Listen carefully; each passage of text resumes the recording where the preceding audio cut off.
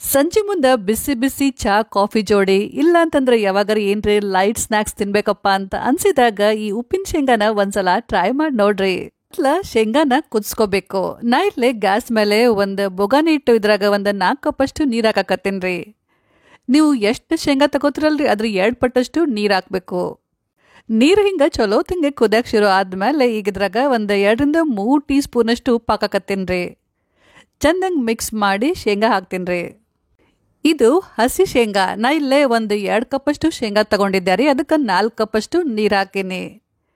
ಈಗ ಇದನ್ನ high ಫ್ಲೇಮ್ನಾಗ time ಹಚ್ಚಿ ಕರೆಕ್ಟ್ ಒಂದು 6 ರಿಂದ 7 ನಿಮಿಷ ತನಕ ಚಲೋ ತಂಗೆ ಕುದಿಸ್ಬೇಕು.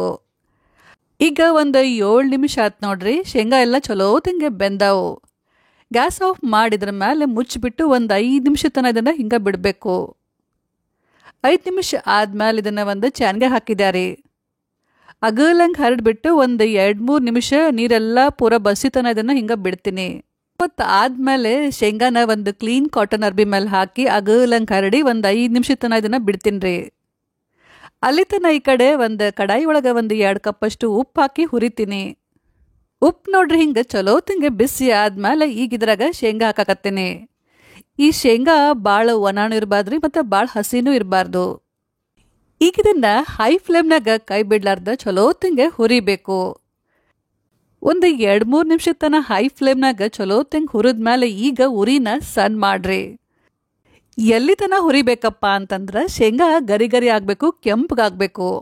ಕೈಯಾಗ ಹಿಂಗೆ ಒತ್ತಿ ನೋಡಿದಾಗ ಸಿಪ್ಪಿ ಆರಾಮ್ಸೆ ಬಿಚ್ಚಬೇಕು. ಅಂದ್ರೆ ಅವಾಗ ಶೇಂಗಾ ಚಲೋ ತಂಗೆ ಹುರಿದಾವಂತೇಳಿ ಅರ್ಥ. ಸಣ್ಣ ಉರಿ ಒಳಗೆ ಟೋಟಲಿ ನಾನು ಒಂದು 15 ನಿಮಿಷ ಹುರಿದ್ಮೇಲೆ ಈಗ ಉಪ್ಪಿನ ಶೇಂಗಾ ರೆಡಿ ಆದ ನೋಡ್ರಿ. ಮಸ್ತ್ ಗರಿ ಗರಿ ಆಗ್ಯವು.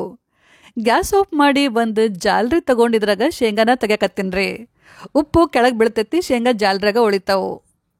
ಪೂರ ತಣ್ಣಗಾದ್ಮೇಲೆ ಇನ್ನಷ್ಟು ಕೆಂಪಗಾಗ್ತಾವೆ, ಇನ್ನಷ್ಟು ಗರಿ ಗರಿ ಆಗ್ತಾವ್ರಿ. ಅದಕ್ಕೆ ನಾವು ಮೊದಲ ಇವನ್ನ ಭಾಳ ಕೆಂಪಗ ಗರಿ ಗರಿ ಆಗುತ್ತಾನ ಹುರಿಬಾರ್ದು.